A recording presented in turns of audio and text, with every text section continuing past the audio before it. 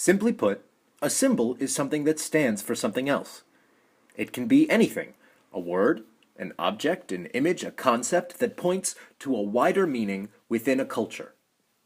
However, different views of the world lead to innumerable interpretations, so symbolic meanings are constantly in a state of flux.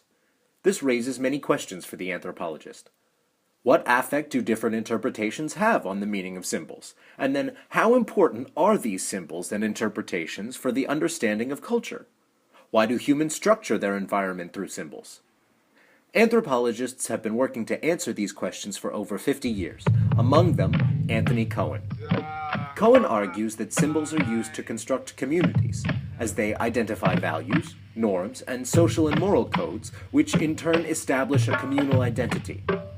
In creating this identity, the symbols also work to express differences and similarities, and create boundaries between one community and another. Reggae music and culture is one such community that is identified and identifies itself through various symbols, some of which have come into being recently, and others stem from reggae's rich history.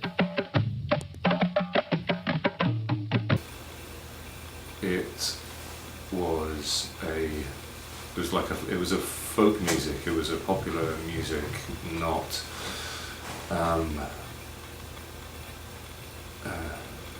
not pushed or formed through the establishment, but through people who felt themselves to be outside of the establishment.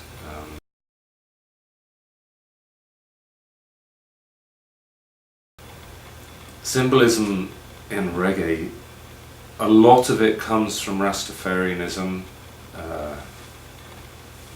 the dreadlocks, the Lion of Judah, but then the symbolism is broader than that as well, I think, in terms of the musical forms, the kind of language that is used, the kind of accent. I think Bob Marley being one of the biggest symbols in reggae, which instantly, that somebody will mention the word reggae, instantly Bob Marley will come to mind, or UB40, because it's the commercial influences that they've heard on the radio, because reggae music just did not get played on the radio, so these people getting onto the radio encouraged a culture to grow in the UK where people would actually go to clubs and start listening to it. So there's different kind of symbols that people tend to connect with for reggae, and there's oral ones, like the way that people talk. It's very much the Jamaican Yardie accent. It's very much what you communicate with it, and when you get into the reggae bands, you start picking up a wee bit. Yeah, man, you put it on your accent thing. And the other side is the visual impact and the visual symbols as well. Now, there's main symbols for reggae music. If you watch anybody at all that's into reggae, they'll be wearing something out in the street or at a club that's red, gold, and green. I mean, that's the biggest symbol there is basically the three colours, the colours of the rainbow, as Aswad used to say, which is very much towards the African side with the colours and the flag and such like. Yeah. So that's the biggest icon there is, followed by Rastafarians, which is also probably one of the biggest symbols of reggae music, which was more in the early days as it hit over to Europe and became crossover, was the marijuana leaf, ganja.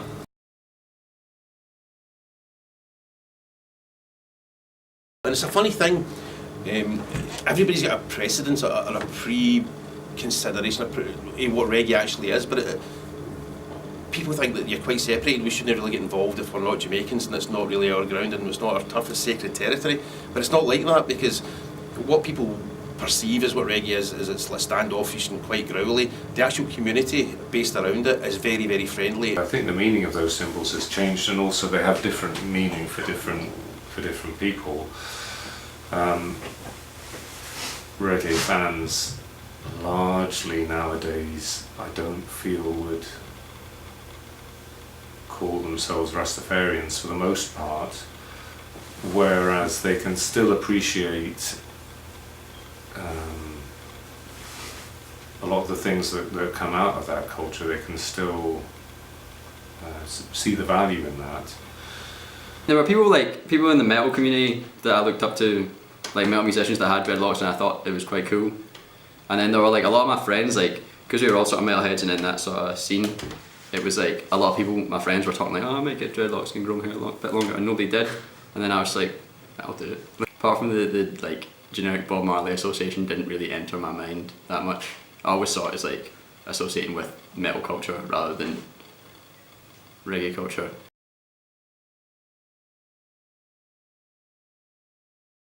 So what we're trying to do in the reggae community in the UK just now is to really accept the fact that we've grown through so many generations that we don't need the symbols to recognise each other now, because we now understand the community is so big that we're a huge UK-wide family. But there is still symbols there. We do revert back to type though when we do go to areas where we're trying to break reggae into that aren't naturally here. I find in Scotland, as a Scottish reggae musician, that I have to be more symbolic and make a statement that way for people to understand who we are, because a lot of people don't understand what the genre of music is all about. They can't quite recognise it orally either. When Bob Marley had his big hits, nobody knew it was reggae. They just thought that's a great music, which is a good thing, because that separation allows you to be accepted before the preconceptions kick in. So sometimes the symbols of reggae we try to hide a wee bit when we're going into some of the festivals for playing up North End of Scotland, and allow ourselves to be accepted, and then people take what they want from the music and then come back and say, that was great kind of music, what was that? And you tell them that was reggae, and they don't recognise it. So we tend to try and put a flag in front of us and say, excuse me, hello, we're a reggae band, you know? It's by using the symbols, the red, gold and greens, the Bob Marley stickers on my guitar case that go over there. And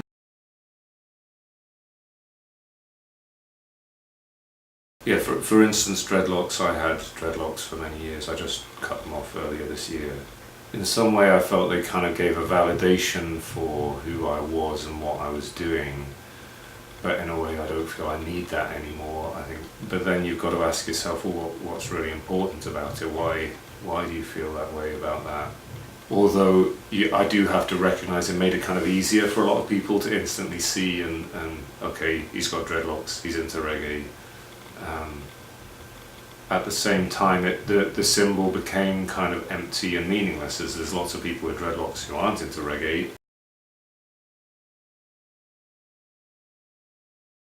You need to retain them to some degree for it still to be recognisable as such, and to fit within that category in people's minds, I guess. so when you actually get in there, it was very mixed racial, mixed cultures, religions.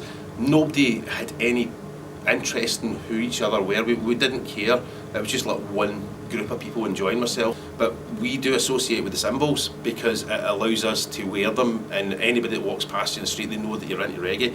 That's quite an important thing for people that are into the reggae culture, is to know who your friends are, and also know who your family are in the community you're in, and it's a recognition thing. So if somebody walks past with like a Bob Marley hat on, you instantly know you're going to have something in common to communicate with.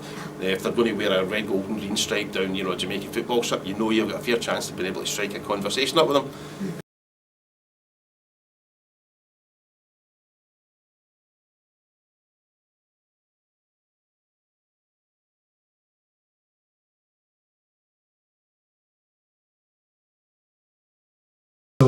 What Harold taught me was Ina Eta, which in Xhosa means you must give to receive.